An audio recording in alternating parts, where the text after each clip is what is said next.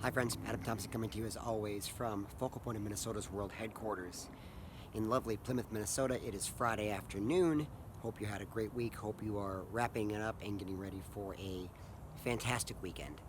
Today we are talking about three marketing terms: recency bias, the evoked set, and frequency, and how they play not into your marketing efforts, but into your networking efforts. Let's talk about all three of them. They all kind of mean the same thing and they all fit together. Recency bias is essentially the concept that the thing that happened last is what we remember most, right? Think of the closing argument in a trial. The defense attorney goes first, the prosecutor goes second, we remember the prosecutor. Think of if you are getting three bids for something and the third bid resonates the most because it's the last one. The third painter's bid that you see is the one that you remember, maybe the one that you pick if they're close, because it's the last one you saw. That painter may be memorable because he or she was the last one. The evoked set is essentially the idea that we all have in any given situation two or three or four things in that category that stick out in our mind. Let's take your favorite cereal, right? You can roll off your top three cereals: Kix, Rice Krispies, and Wheaties right off the bat. Once you get beyond there, it takes a little bit longer, right? The goal of any good marketing effort is to get a product in that evoked set so that when it's time to buy, we're thinking about it. And then finally, frequency, right? Just the process of repetition, of someone getting a message from you over and over and over.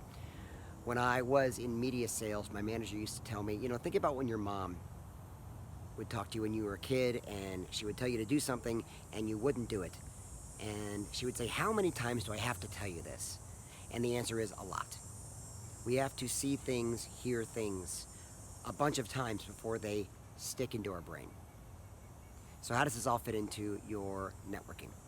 Well, let's talk about all of it. Let's say you are trying to be that person, that coach, that attorney, that CPA, that marketing person that gets referrals, that people think of when they are looking to refer someone. Well, first of all, that recency bias matters, right? If you just had coffee with someone and you talked about business and talked about different things, you just had a Zoom call, whatever it might be, and the next day they hear from someone else who's looking for an attorney, a CPA, a marketing person, a painter, whatever it might be, guess what? You're the most recent person he or she talked to, you might get that referral, right? Let's talk about that evoked set, right? You want to be in that person's top three.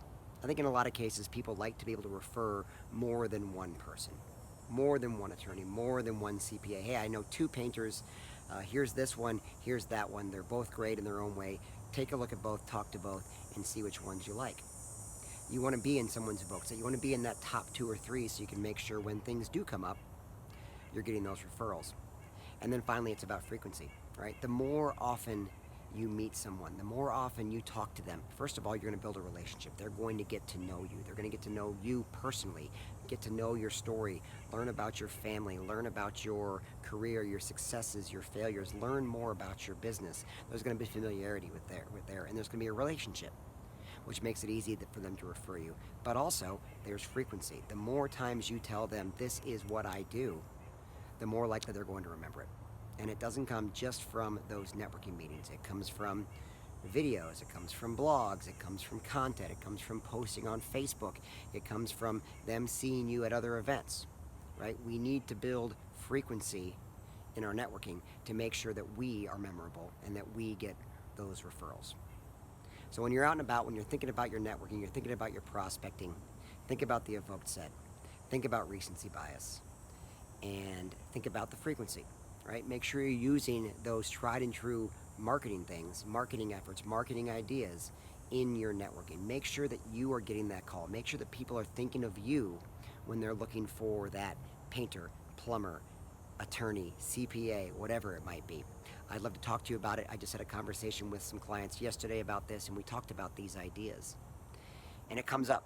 It matters because they saw it. We were talking about specific examples where they were being called in because they were the last one in the room. Make sure you do it. If you want to talk more about it, let's have that conversation. athompson@focalpointcoaching.com. Message me below, comment below.